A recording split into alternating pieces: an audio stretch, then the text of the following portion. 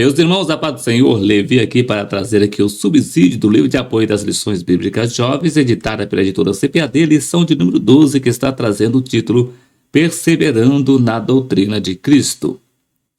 Nós estamos estudando o primeiro trimestre de 2024.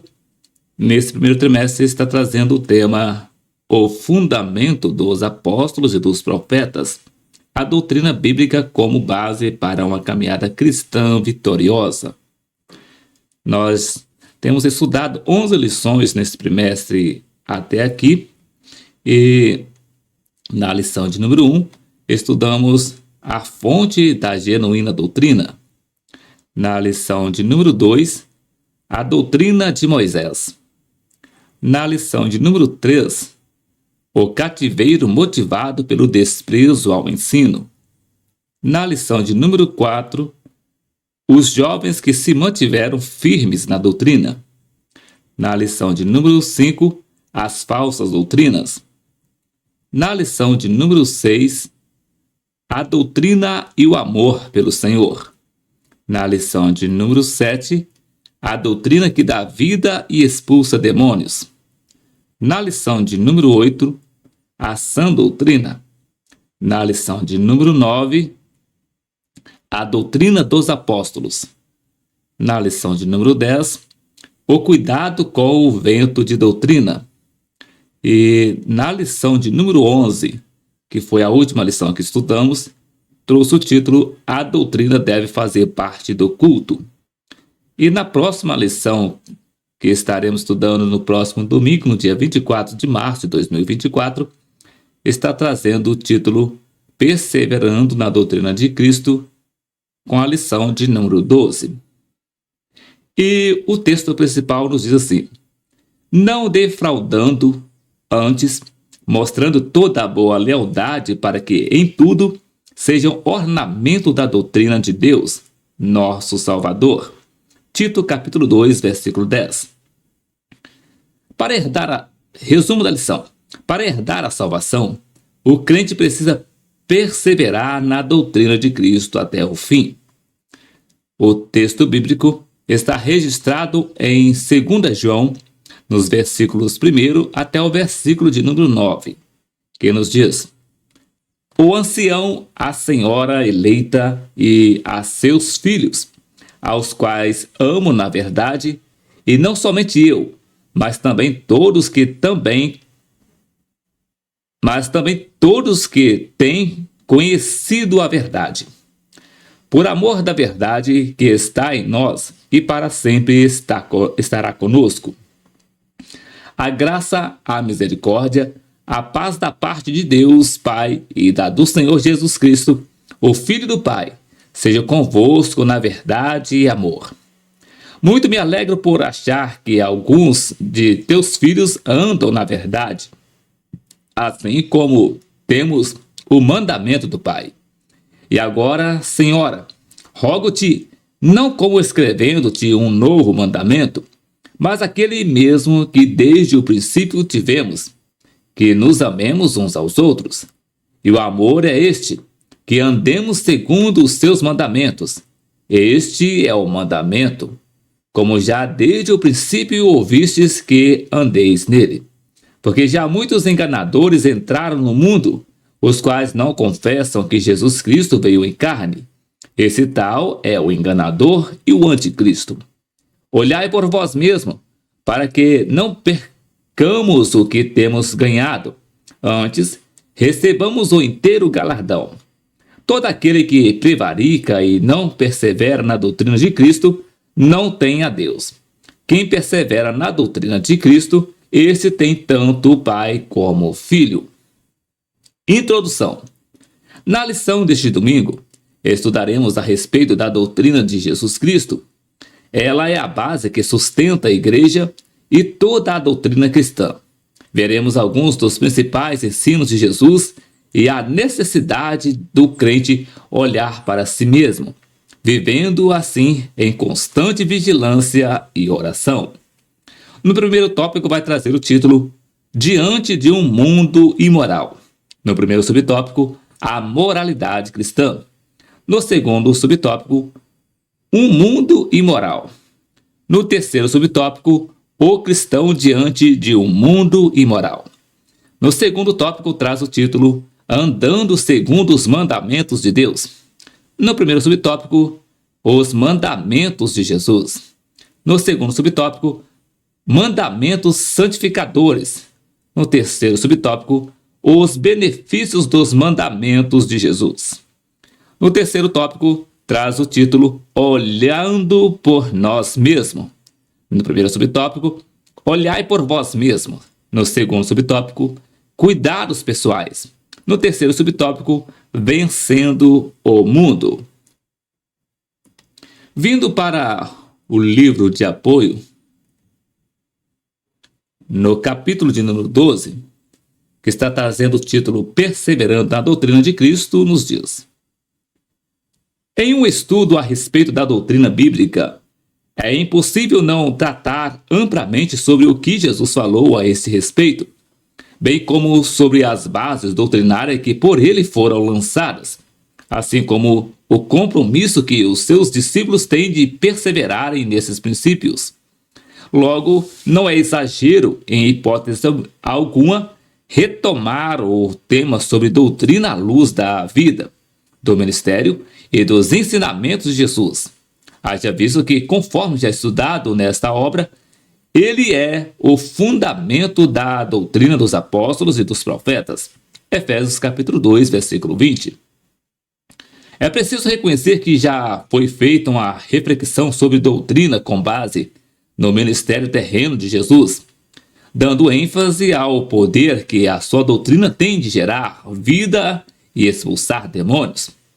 Nesse caso, a análise foi feita com a ênfase no poder dos ensinamentos de Jesus, relacionando-o com a sua capacidade de realizar obras extraordinárias em favor do homem.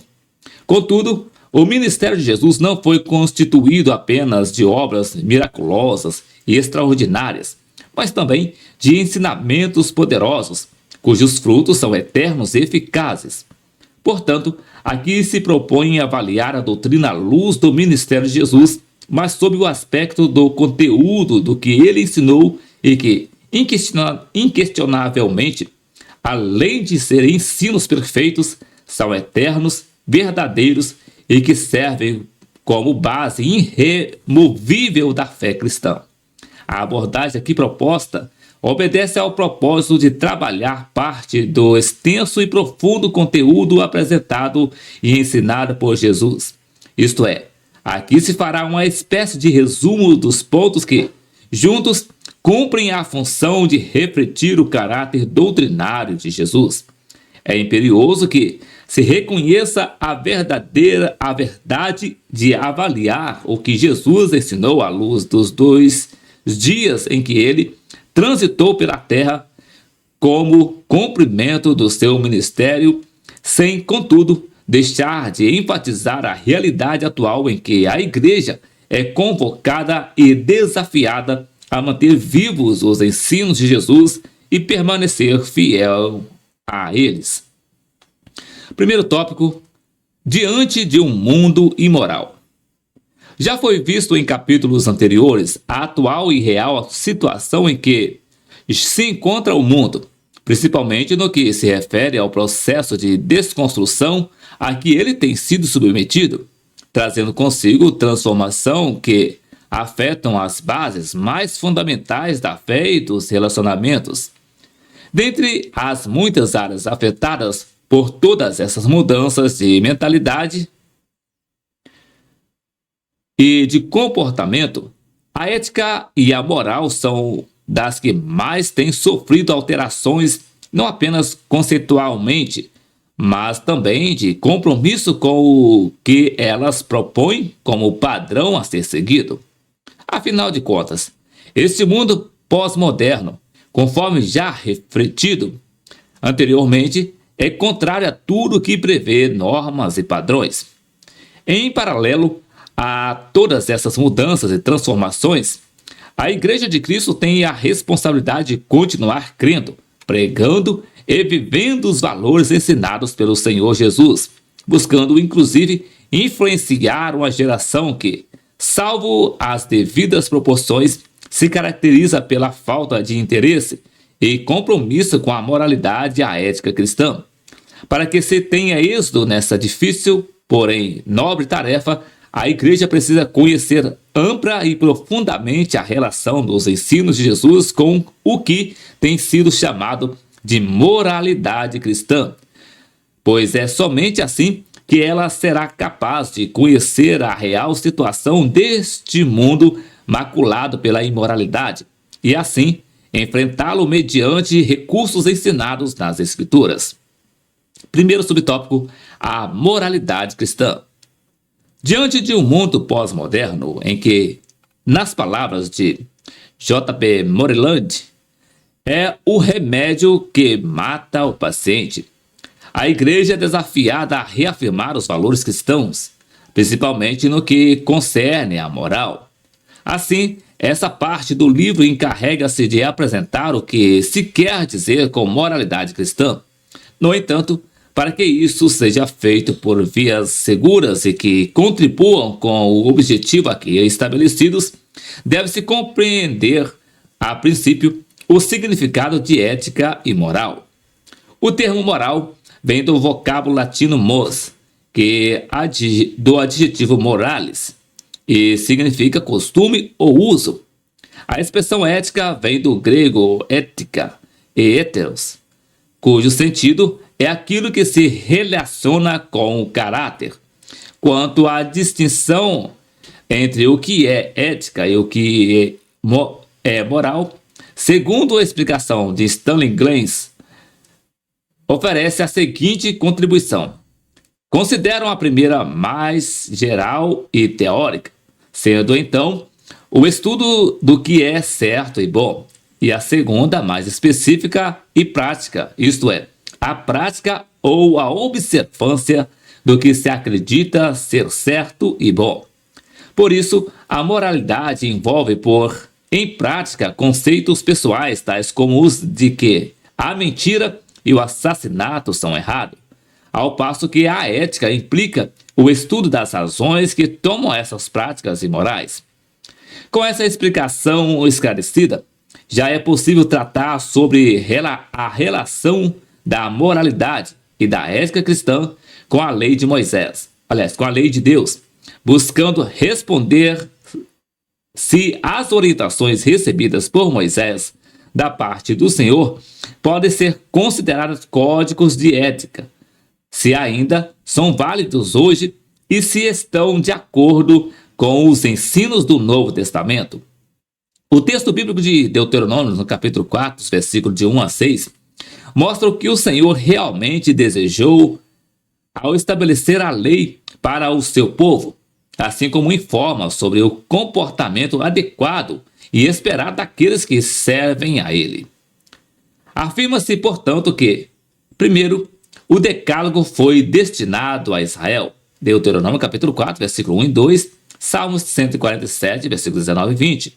E segundo, destinado a todos os homens como reflexo do que é bom, Deuteronômio capítulo 4, versículo 6 e Eclesiastes capítulo 12, versículo 13. Logo, pode-se dizer que, em certa medida, a ética cristã fundamenta-se no decálogo, embora seja o amor que valida todas as boas ações, Romanos capítulo 13, versículo 8. Assim como é o Espírito Santo quem dá ao crente as condições necessárias para cumprir esse padrão, Romanos capítulo 8, versículo 4. Sendo assim, o seu cumprimento perfeito e final, Mateus capítulo 5, versículo 15 a 18. Estritamente falando, conforme explicado por Norman Jason, enquanto a ética considera o que é moralmente certo e errado, a ética cristã considera o que é moralmente certo ou errado para os cristãos. E a isso se acrescenta o fato de que esse padrão a ser seguido pelos cristãos é apresentado nas Escrituras. A moralidade cristã, portanto, diz respeito aos comportamentos de acordo com as Escrituras, podendo também ser considerado como absoluto moral, relacionando-se diretamente com o caráter moral de Deus, exigindo santidade, justiça, amor, honestidade e misericórdia. Um exemplo disso é o princípio de que matar é errado, pois o homem foi criado à imagem de Deus, conforme Gênesis capítulo 1, versículo 27, capítulo 9, versículo 6, Colossenses capítulo 3, versículo 10, Tiago capítulo 3, versículo 9. Sendo assim, um mundo pautado na moralidade cristã seria um mundo marcado pelas características divinas, conforme ensinadas na Bíblia Sagrada. Segundo subtópico, o mundo imoral. O problema da imoralidade não é novo. Desde que o primeiro casal, Adão e Eva, desobedeceu e pecou contra o Senhor, em Gênesis no capítulo 3, o mundo tem amargado tempos de decadência moral e ética. É preciso lembrar que a questão da moral tem relação íntima e direta com as relações interpessoais, pois diz respeito a como se deve comportar em relação às outras pessoas, qual o comportamento adequado num determinado grupo social, quer seja familiar, quer seja de fé ou que seja de outra natureza. Se por um lado o problema da imoralidade remonta a tempos bem distantes dos atuais, por outro, deve-se reconhecer que esse problema avoluma-se a cada dia e marca o tempo presente.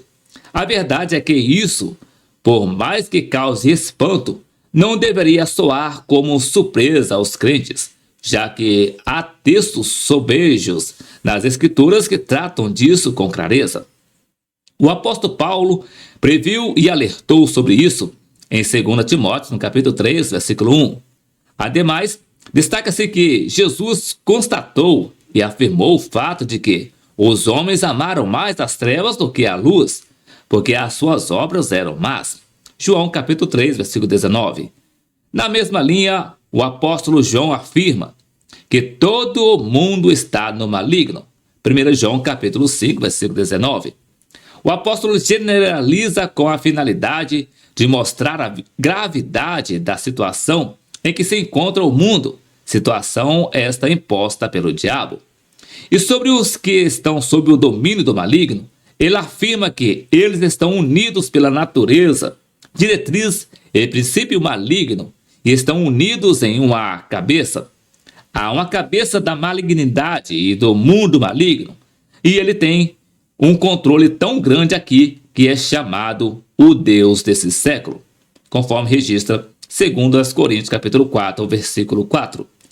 Diante disso, o que se conclui é que esse sistema opõe-se ao padrão posto pelas Escrituras, em que a moralidade é uma das suas principais marcas.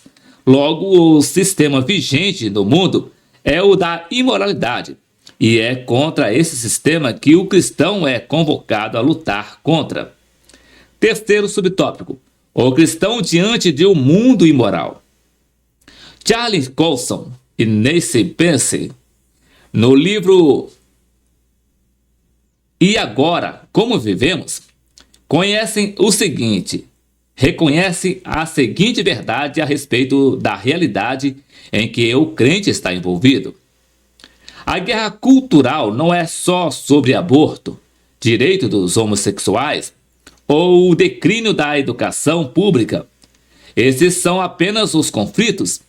A verdadeira guerra é uma luta cósmica entre a cosmovisão cristã e as várias cosmovisões e espirituais que estão em ordem de combate com ela.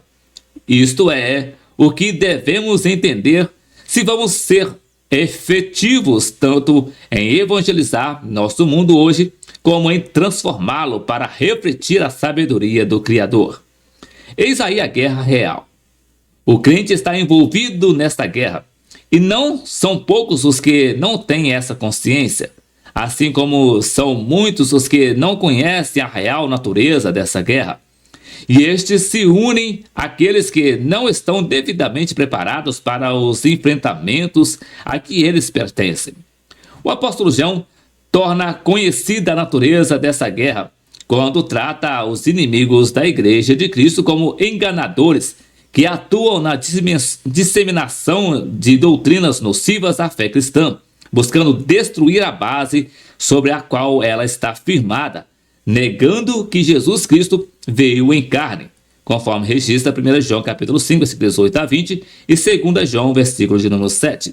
Nesse caso, não há campo neutro para um cristão, ou seja, ou ele será um aliado do reino de Deus no cumprimento do seu papel, ou o negligenciará, tornando-se um crente, no mínimo, irrelevante.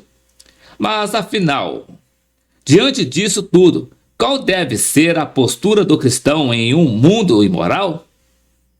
No conceito do teólogo Lawrence Richard, a forma eficaz de o crente enfrentar e ser capaz de vencer a imoralidade e falsidade deste mundo, bem como a maldade dos idealizadores e disseminadores de enganos, é por meio do aprofundamento do conhecimento a respeito da pessoa de Jesus Cristo, tanto por meio do contato com as Escrituras e do seu aprendizado, como também por meio de um relacionamento vivo do crente com o Senhor. Acerca disso, ele comenta no sentido contrário, isto é, que os enganadores buscam destruir a base que só há em Cristo, conforme se lê abaixo. A palavra pranoi, enganadores, é uma referência aos falsos profetas que conscientemente tentam desviar os demais. Aqui, como também na primeira carta, a chave para reconhecer o ensinador herege e os seus ensinos está na sua visão de Jesus Cristo. Jesus é o Cristo, o Deus em carne.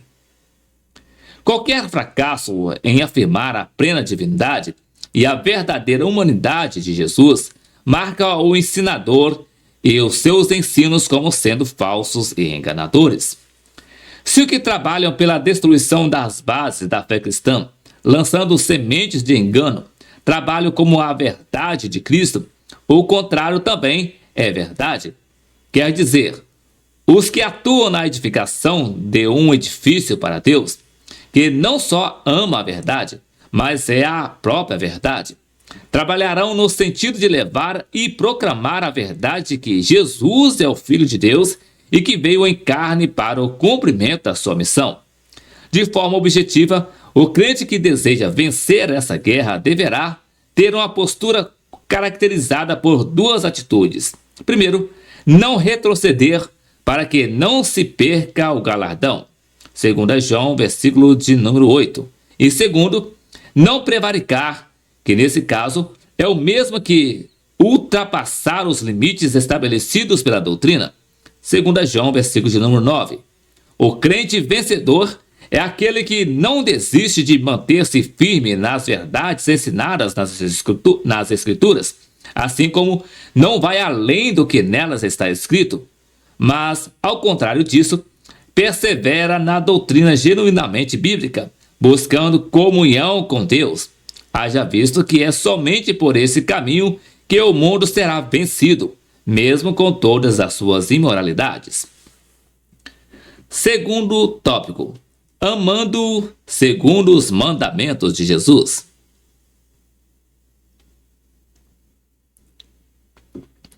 Um dos tempos mais conhecidos e mais trabalhados do apóstolo Paulo é o que está em Romanos, no capítulo 7, versículo 14 e 15. Evidentemente que essa passagem bíblica tem muito a ensinar. Contudo, ela pode ser resumida como uma evidência de que, lamentavelmente, o homem é mais inclinado a fazer o que não deve do que fazer o que deve ser feito. Como se percebe nas palavras de Paulo, a lei de Deus, muito bem representada nos 10 mandamentos entregue a Moisés, cumpre o papel de estabelecer a linha que divide o que é recomendável ao servo de Deus do que não lhe cabe fazer. A declaração de fé das Assembleias de Deus afirma: cremos, professamos e ensinamos que os 10 mandamentos são preceitos dados por Deus a Moisés para orientar a vida do povo de Israel. O crente, portanto, tem como referência a lei de Deus, que, conforme já visto anteriormente, na atual era, não é outra doutrina senão a ensinada por Jesus e deixada como referencial para o crente. Os discípulos de Jesus não podem perder de vista o que ele ensinou e está inserido no que é chamado de os seus mandamentos. Primeiro subtópico: os mandamentos de Jesus.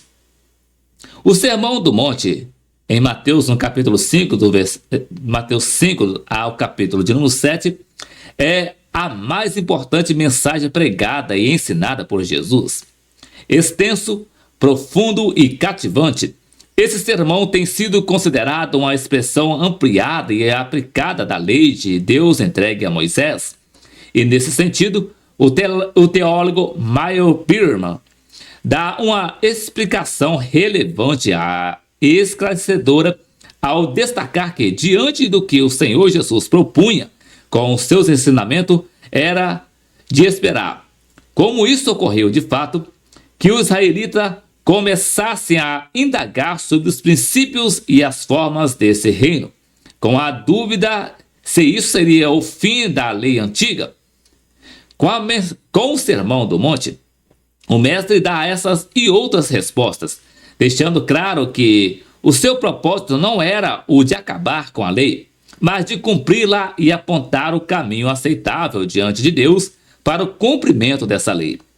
Se em todo o sermão é possível identificar o propósito de Jesus em trazer para a vida prática o que foi exposto teoricamente na lei, isso fica ainda mais evidente na sua conclusão, já que nela o Senhor Jesus faz uma espécie de recapitulação de tudo o que ele abordou na sua exposição, e ainda aplica de tal forma que deixa muito claro qual o resumo de toda a lei de Deus. Atente, por exemplo, para os pontos abordados e a forma como Jesus conclui o sermão.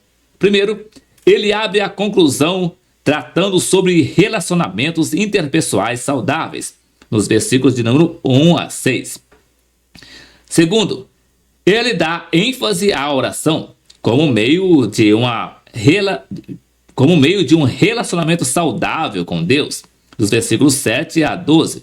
Terceiro, ele faz um sério alerta sobre a existência de dois caminhos, o da salvação e o da perdição, nos versículos 13 a 14. E quarto, ele ainda faz uma grave advertência sobre os falsos profetas, nos versículos 15 a 20.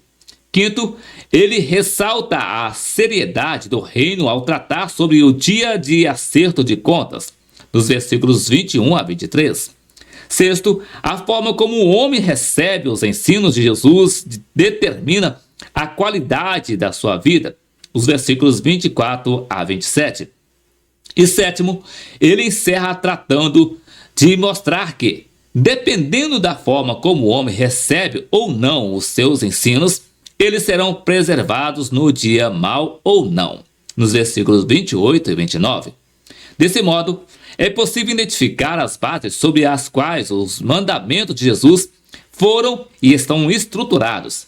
Lembrando que esses mandamentos são instrumentos de santificação para o crente viver piamente no mundo imoral como os atuais. Segundo subtópico: mandamentos santificadores. Até os mais críticos reconheceram e ainda reconhecem a grandeza de Jesus como ensinador.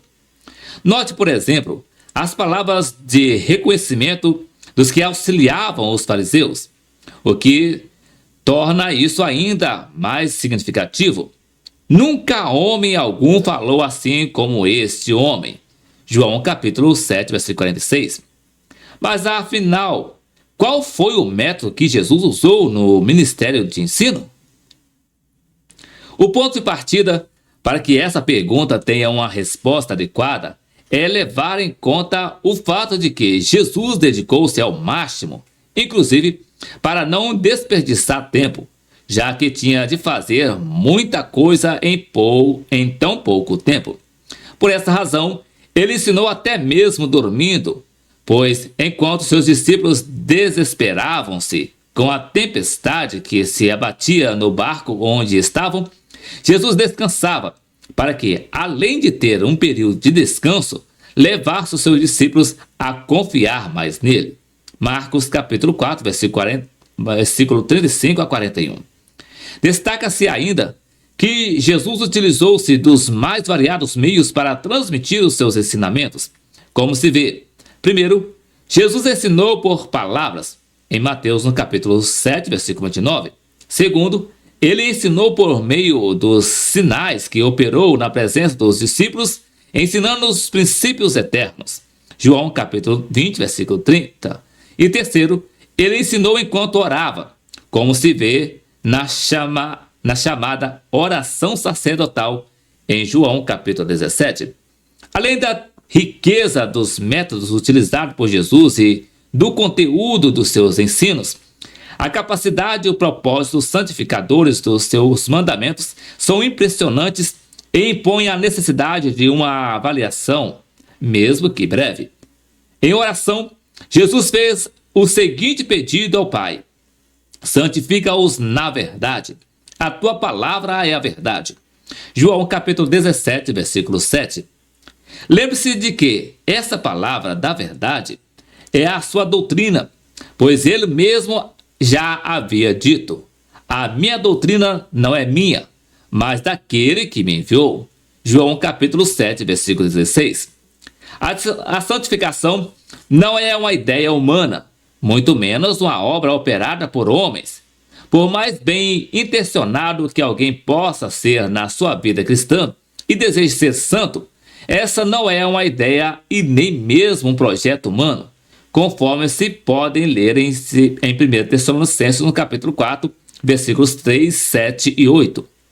Deus idealizou a santidade como padrão a ser alcançado pelo seu povo, chamando-o para isso, a rejeitar isso, e rejeitar isso é rejeitar ao próprio Senhor. Além disso, a santificação não é uma obra operada pelo homem, mas é um trabalho do próprio Deus, conforme vemos em 1 Tessalonicenses, no capítulo 5, versículo 23. Se por um lado, o homem não é capaz de autossantificar-se, por outro, é responsável em aproximar-se de Deus, que é fonte santificadora, e isso por práticas como, por exemplo, a oração, a consagração, a frequência em cultos e a dedicação em aprofundar os conhecimentos a respeito dos ensinos de Jesus, que servem como instrumentos e referência aos seus discípulos neste processo dinâmico de santificação, sendo essa um dos muitos benefícios dos mandamentos de Jesus. Terceiro subtópico: o benefício dos mandamentos de Jesus. O homem, por natureza, sempre espera receber algo como recompensa de algo bom que foi feito. E isso, se bem administrado, será uma bênção. Porém, caso não haja uma boa aplicação disso, situações desagradáveis certamente ocorrerão. Atente para as seguintes palavras de Jesus: pedi e dar-se-vos-á, buscai e encontrareis, batei e abrir-se-vos-á.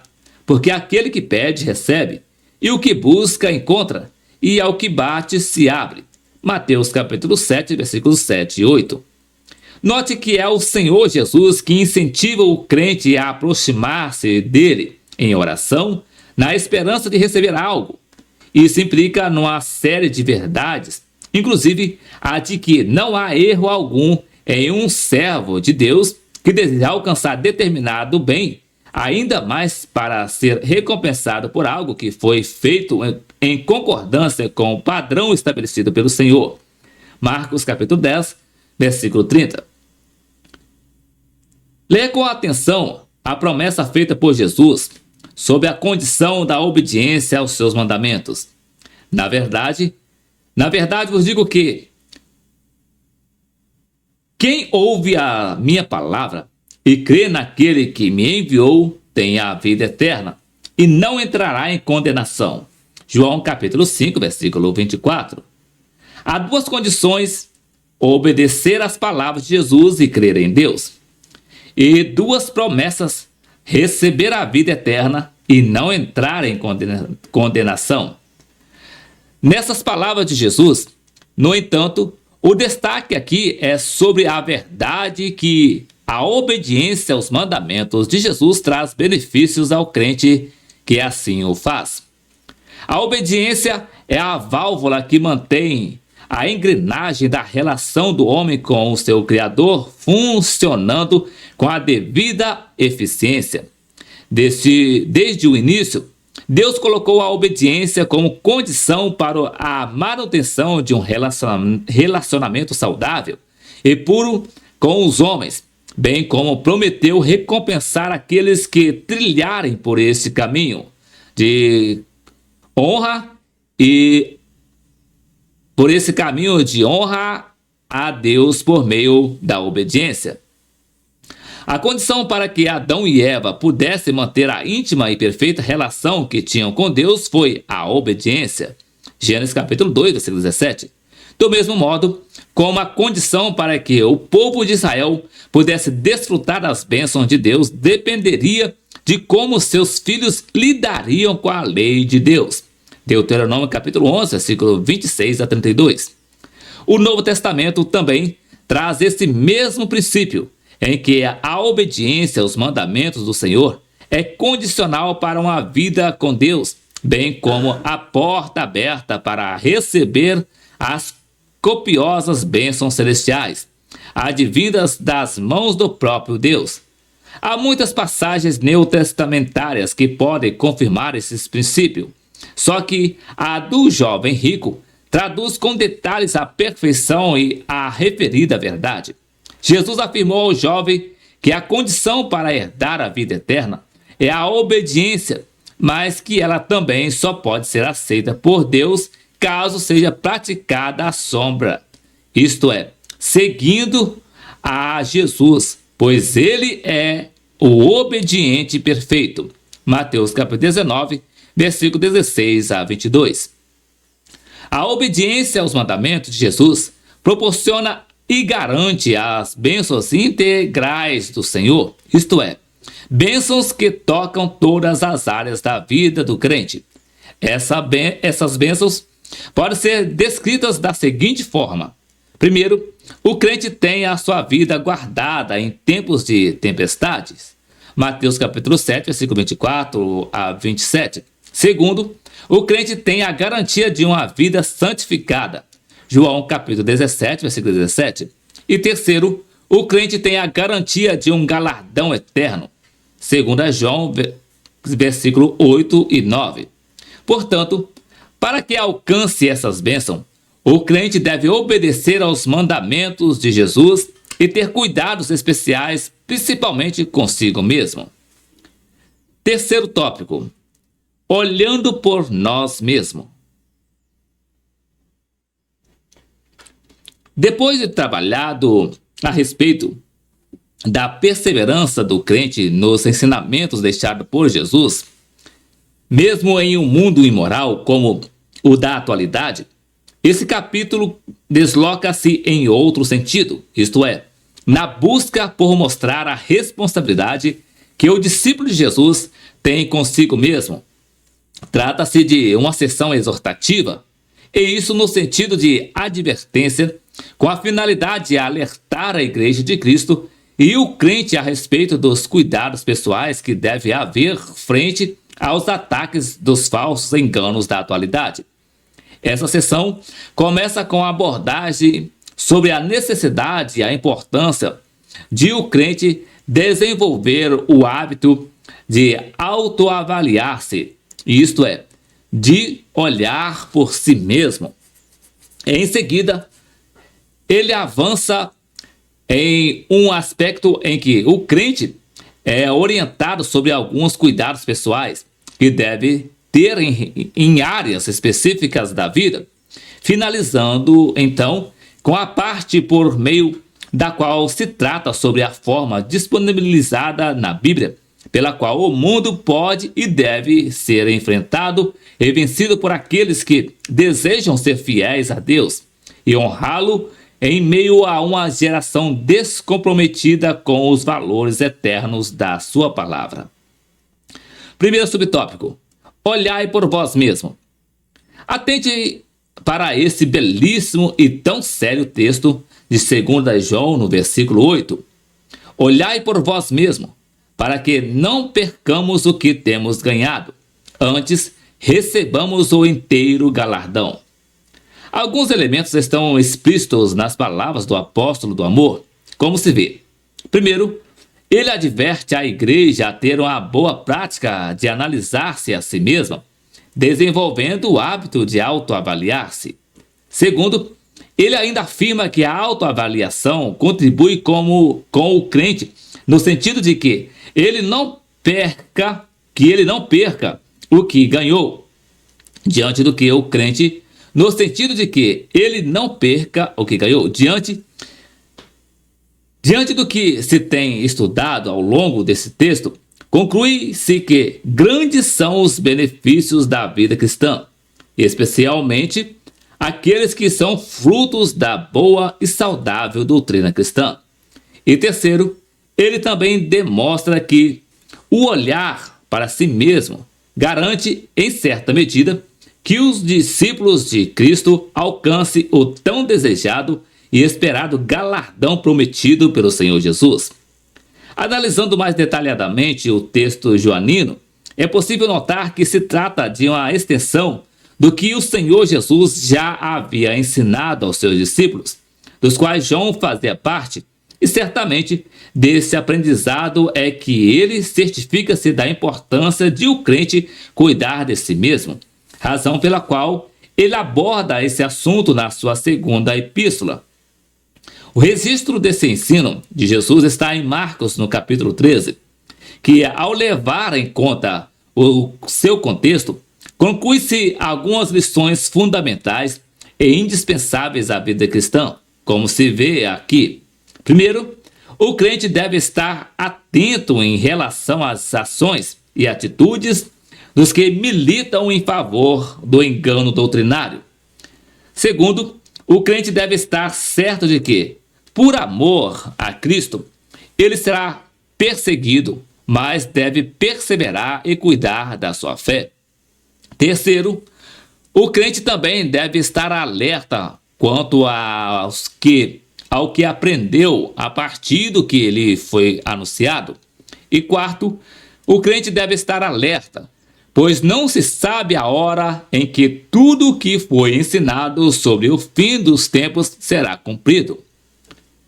Leia com atenção essas tão conhecidas, mas infelizmente tão negligenciadas palavras de Jesus. Vigiai e orai, para que não entreis em tentação.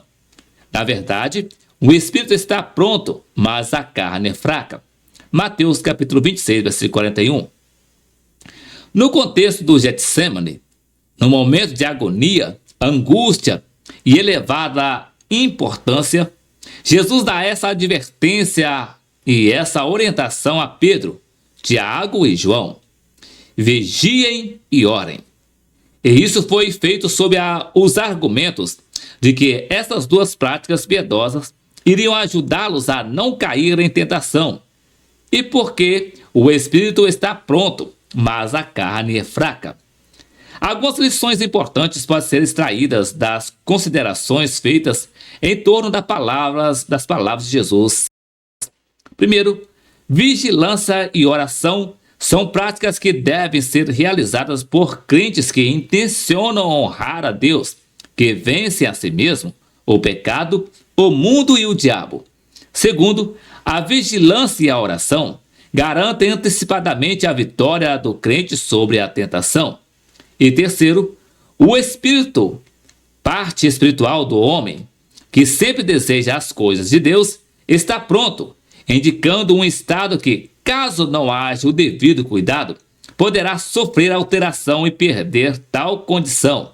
No entanto, a carne, natureza caída do homem, é fraca, fazendo referência a um estado permanente pelo qual o crente deve estar sempre alerta. A vitória do crente sobre as suas próprias inclinações carnais e sobre os ataques do diabo, inclusive por intermédio dos falsos ensinos, depende de atitudes como olhar para si mesmo, procurando entender o movimento do seu próprio coração, evitando assim o mal por intermédio do auxílio divino, evidentemente como fruto de práticas espirituais saudáveis, como por exemplo a oração, a consagração e a meditação nas Escrituras, independentemente das circunstâncias. 1 Tessalonicenses capítulo 5, versículo 17. Lembre-se de que os prejuízos de uma vida cristã desprovida de vigilância e oração são inúmeros e as suas consequências podem ser irreparáveis. Segundo subtópico, cuidados pessoais. Timóteo era um jovem pastor, quando recebeu as cartas escritas e enviadas por Paulo. E o preconceito das pessoas com a sua juventude parece ter sido uma dificuldade que ele teve de enfrentar enquanto exercia o seu ministério. Mas o apóstolo orientou-o sabiamente, conforme registra 1 Timóteo capítulo 4, versículo 12. As orientações apostólicas que Timóteo recebeu sobre como proceder frente à rejeição dos que não o aceitavam por causa de ele ser jovem, pode ser divididas assim. Primeiro, a juventude de Timóteo não era um argumento legítimo contra o seu pastorado. Segundo, mesmo diante das adversidades e até mesmo da rejeição, o jovem pastor deveria trabalhar para servir de exemplo dos crentes que estavam sob os seus cuidados pastorais.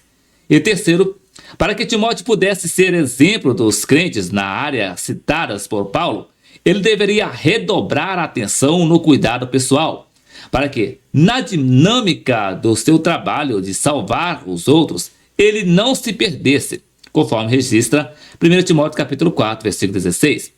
Assim como deveria criar hábitos piedosos, a saber, práticas espirituais saudáveis. 1 Timóteo capítulo 4, versículo 7.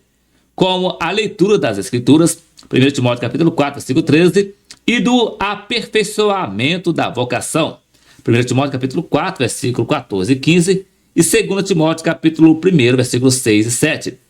Com o cuidado pessoal e da doutrina, 1 Timóteo capítulo 4, versículo 16, e até mesmo da sua saúde física, em 1 Timóteo capítulo 5, versículo 23. O comentário Esperança faz a seguinte consideração sobre a importância e a necessidade desse cuidado pessoal. Timóteo deveria ficar de olho em si mesmo. Como arauto do Evangelho, Paulo mantém o controle sobre si. Há muitos tão preocupados com a sã doutrina que negligenciam a sã vivência, sua própria vida perante Deus. Outros, porém, pensam que, desde que estejam ativos e acumulados de tarefa, podem esquecer-se de si mesmo, ou que suas circunstâncias pessoais não resolvidas mudarão por si mesma. Mas nenhum ativismo, por mais intenso que seja, pode substituir o cuidado com a própria vida.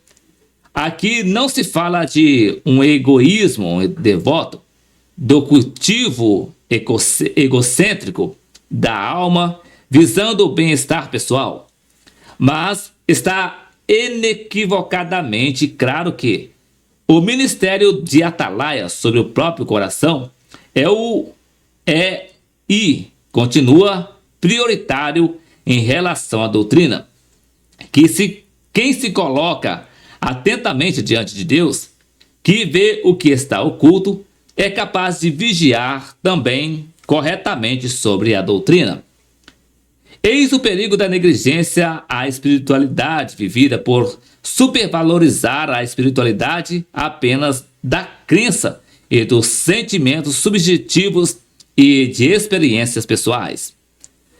Paulo faz um alerta sobre o perigo de confiar a vida espiritual somente na letra da doutrina ou na beleza externa do trabalho ministerial e eclesial, pois ele sabe dos perigos que cercam uma vida desprovida de um cuidado pessoal do crente, e isso em áreas específicas e fundamentais, como a espiritual e emocional e a física. Acrescenta-se aqui o que tem sido parte da reflexão ao longo dessa obra, isto é, a triste situação de imoralidade que se avoluma na atualidade.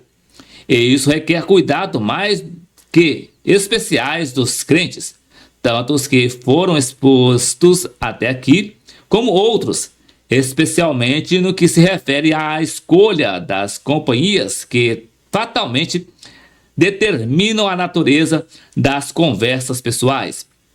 1 Coríntios capítulo 15, versículo 33. Sendo assim, de forma intencional, com dedicação pessoal e principalmente sob a ação imprescindível do Espírito Santo, o crente deve habituar-se às boas práticas espirituais e estabelecer bons relacionamentos, pois é só assim que ele vencerá o mundo. Terceiro subtópico: vencendo o mundo. Mas, afinal de contas, qual a forma de o crente enfrentar e vencer o mundo? Quais os instrumentos e os métodos disponibilizados por Deus na sua palavra para que a igreja suplante o mal desse tempo, tanto no quesito moral como no doutrinário? Em primeiro lugar, a igreja precisa conhecer os desafios próprios e inerentes do seu tempo. Caso contrário, será impossível enfrentá-los e principalmente vencê-los. Em segundo lugar, conforme se tem visto, tem de haver dedicação no preparo espiritual, no aprofundamento bíblico e na ampliação do conhecimento intelectual, para que assim o crente dos dias atuais seja capaz de cumprir a orientação de Pedro em 1 Pedro, no capítulo 3, versículo 15.